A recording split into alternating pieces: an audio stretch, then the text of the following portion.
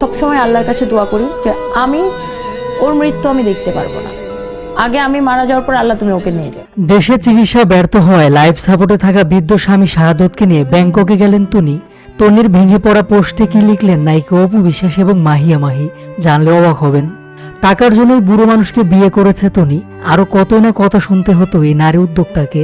ভালোবাসা যে বয়স মানে না তাই যেন একের পর এক প্রমাণ দিয়ে আসছেন রুবায়েত ফাতেমা তনি।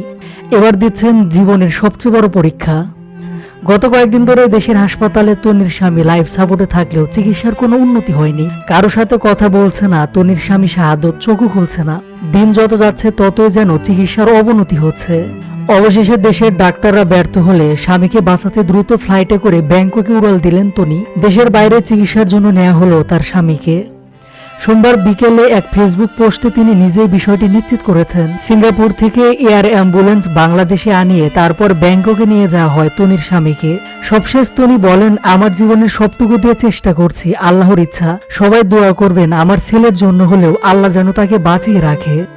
রুবায়েত ফাতেমা তনির এমন খারাপ সময়ে অনুরাগীদের পাশাপাশি প্রার্থনা করছে দেশের শোবিজ অঙ্গন। প্রার্থনা প্রকাশ করতে দেখা যায় ঢাকায় সিনেমার নায়িকা অপু বিশ্বাস, মাহিয়া মাহিকে। এছাড়া পরিচালক চয়নিকা চৌধুরী, উপস্থাপক অভিনেতা শাহরিয়ার নাজিম জয়, অভিনেত্রী মনিরা মিঠু সহ আরো অনেকে তনির জন্য প্রার্থনা ও সহানুভূতি প্রকাশ করেন।